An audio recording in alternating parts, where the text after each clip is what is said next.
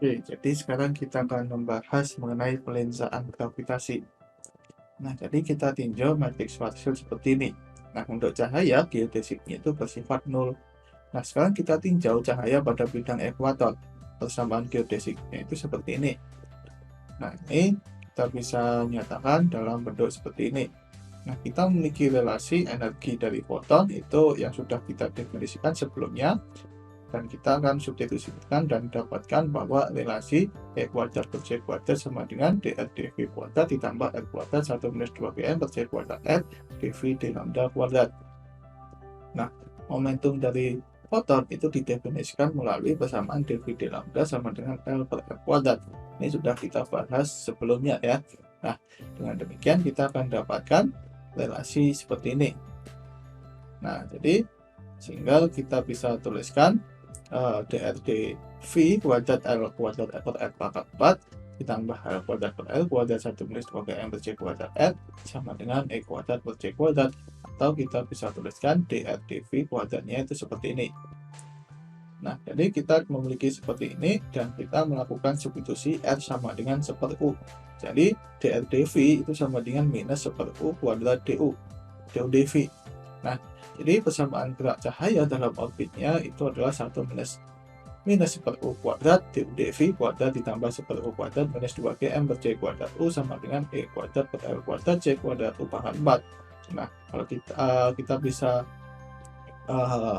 keluarkan di sini ya, minus 1 U kuadratnya, dan kita akan menyatakan seperti ini. Nah, kemudian kita kalikan dengan U kuadrat U pangkat 4 di kedua sisi, maka kita akan dapatkan persamaan seperti ini. Nah, kemudian kita bisa turunkan kedua sisi terhadap V, itu ddv dari du dv kuadrat ditambah U kuadrat minus 2 Gm per C kuadrat U pangkat 3 ddv dari E kuadrat per L kuadrat C kuadrat, maka kita akan memiliki relasi 2 du dv d kuadrat U dv kuadrat ditambah 2 U du dv minus 6 Gm per C kuadrat U kuadrat du dv sama dengan 0. Nah, dengan demikian kita akan dapatkan persamaan dari lintasan cahaya itu sama dengan d kuadrat U per dv kuadrat ditambah U sama dengan 3 Gm per C kuadrat U kuadrat.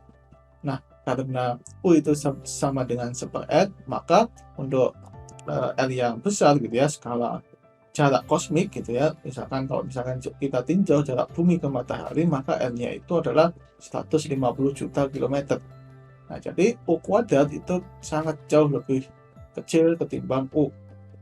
Nah, sehingga persamaannya itu bisa kita dekati dalam bentuk d kuadrat U dv kuadrat ditambah U sama dengan 0. Nah, jadi dari persamaan ini solusinya itu adalah solusi sinusoidal ya, sehingga kita bisa tuliskan dalam bentuk U sama dengan 1/R sin V, atau R-nya itu sama dengan R besar kosekan V. Nah, persamaan ini itu adalah persamaan garis lurus. Nah, sekarang kita substitusikan solusi ini ke persamaan diferensial d kuadrat U dv kuadrat ditambah U sama dengan 3 Gm per C kuadrat U kuadrat, di mana U kuadratnya kita substitusikan U-nya itu 1/R sin V. Jadi kita akan dapatkan d kuadrat U dv kuadrat ditambah U sama dengan 3 Gm per C kuadrat R kuadrat sin kuadrat V. Nah, jadi kita memiliki persamaan ini. Untuk menyelesaikan persamaan ini, kita asumsikan bahwa persamaannya itu memiliki solusi U sama dengan C1 cos kuadrat V ditambah C2 sin kuadrat V. Nah, kalau kita turunkan du dv-nya itu sama dengan 2 C2 minus C1 sin V cos V. Nah, dan juga kita turunan keduanya, d kuadrat U dv kuadrat sama dengan 2 C2 minus C1 cos kuadrat V minus sin kuadrat V. Nah, kita bisa substitusikan ke persamaan awalnya, persamaan diferensialnya, dan kita akan dapatkan perumusan seperti ini. Nah, ini kita bisa menyamakan suku sin dan cos di kedua sisi. Nah, karena di sisi kanan itu nggak ada suku cos, maka kita akan dapatkan bahwa 2 C2 minus C1 sama dengan 0. Dan karena di sisi kanan itu suku sinnya itu adalah 3 Gm per C kuadrat R, maka kita akan dapatkan 2 C1 minus C2 sama dengan 3 Gm per C kuadrat R kuadrat. Nah, sehingga kita akan dapatkan dengan menyelesaikan persamaan sistem linear dua variabel, kita akan dapatkan C1 sama dengan 2 Gm per C kuadrat R kuadrat, dan C2 nya itu sama dengan 3 Gm per C kuadrat R kuadrat. Nah, Sehingga solusi umum dari persamaan diferensial ini itu adalah U sama dengan 1/R. Kita bisa dekati menjadi 1/R sin V. Ini adalah solusi awal kita. Ditambah solusi keduanya itu adalah GM per C kuadrat R kuadrat 2 cos kuadrat V ditambah sin kuadrat V.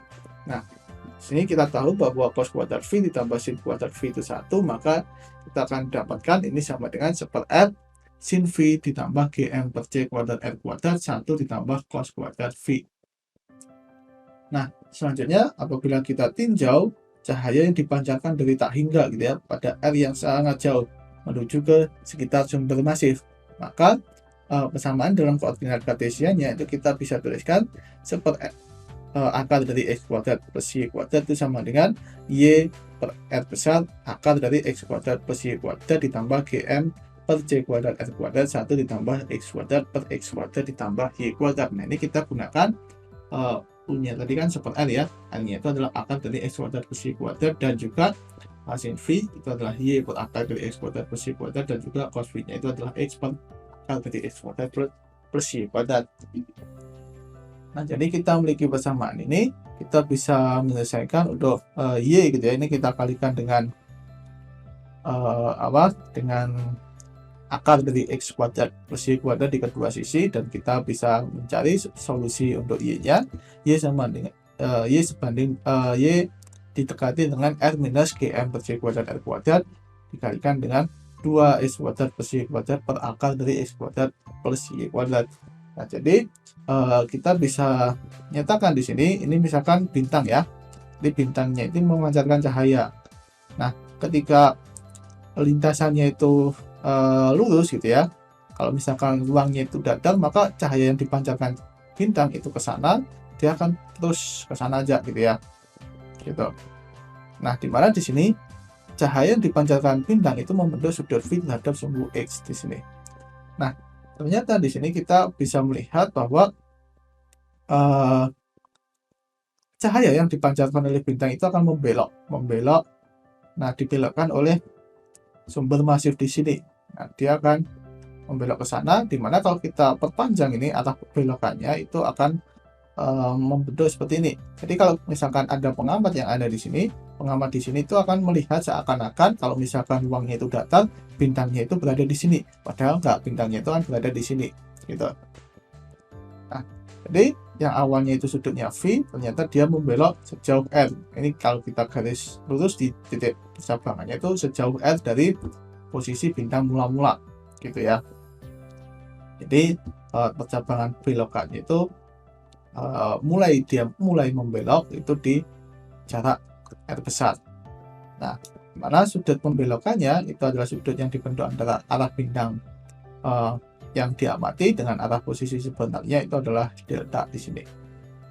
Nah, untuk bintang yang melintas di dekat matahari, kita bisa memenuhi relasi X jauh lebih besar terhadap Y, sehingga kita bisa dekati bahwa Y itu sebanding dengan Y itu dapat didekati menjadi R minus 2GM per C kuadrat R H.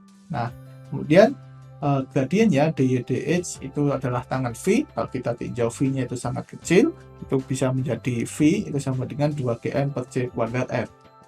Nah, jadi kita bisa lihat gambar yang sebelumnya kita jelaskan, pergeseran posisi yang seharusnya terhadap pengamatan itu adalah delta. Nah, delta ini kita bisa dekati menjadi 2V. Nah, ini V.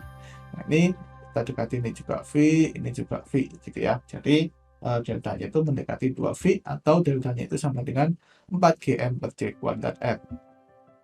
Nah, untuk bintang yang berada di sekitar piringan matahari, maka R-nya itu ya berada di sekitar jari-jari mataharinya. Masanya itu adalah massa matahari, sehingga kita akan dapatkan deltanya itu sekitar 8,49 kali 10 pangkat minus 6 atau sekitar 1,75 detik busur. Nah, jadi pengamatan ini itu dilakukan oleh Eddington, Dyson, dan Crommelin pada Mei 1919 saat gerhana matahari, dan ternyata hasil yang didapatkan sesuai dengan relativitas umum. Jadi di sini ada bintang yang seharusnya tidak tampak, yang karena berada di belakang matahari gitu ya, posisi seharusnya itu berada di belakang matahari, namun ketika gerhana matahari bintang ini tampak gitu ya. Jadi bintang-bintang ini tampak ketika gerhana matahari, seakan-akan bintang ini agak jauh dari matahari, padahal bintang ini tuh berada di belakangnya matahari. Nah, jadi ini adalah hasil dari eksperimen yang dilakukan oleh Eddington dan Dyson. Nah, jadi kondisi ini itu disebut sebagai pelinsaan gravitasi. Jadi benda yang berada di belakang objek itu bisa terlihat gitu ya, karena gravitasi dari objek bermassa itu akan membelokkan lintasan cahayanya. Jadi dia membelokkan ruang dan cahayanya itu harus melewati lintasan geodesiknya yang belok itu. Nah, jadi ini adalah contoh galaksi gitu ya. Ini galaksi yang biru ini itu dibelokkan oleh galaksi yang besar yang ada di depannya gitu. Nah, ini contoh lubang hitam yang membelokkan lintasan cahaya dan melihatkan cahaya-cahaya untuk objek yang berada di belakangnya. Begitu pula ini juga. Ini adalah ilustrasi ya, ilustrasi lubang hitam yang membelokkan cahaya dari lengan Orion. Nah, jadi contoh aplikasinya ini adalah 4 supernova gitu ya, yang diamati pada tahun 1990-an ya. Jadi ini ada 4 supernova. Ini diamatinya berbeda-beda. Yang paling awal itu kalau nggak salah 1978 ya. Ya mungkin ya. Yang terakhir itu tahun 2005. Jadi ini ada 4 supernova yang diamati pada waktu yang berbeda dan seakan-akan berada pada posisi yang berbeda. Namun ini itu sebenarnya adalah satu supernova yang sama. Nah, karena cahayanya itu berbelok gitu ya, lintasannya itu berbeda-beda yang dirasakan oleh yang dilewati oleh cahaya, maka di sini cahayanya itu akan menempuh jarak-jarak yang berbeda. Ya, seperti biasa dia akan terlambat, salah satu cahaya akan terlambat daripada yang lain, dan juga posisinya itu ini akan terlihat berbeda karena pelinsaan. Nah, jadi ini adalah beberapa eksperimen pembelokan cahaya gitu ya, yang pernah dilakukan pada saat gerhana matahari, sama seperti percobaan Eddington.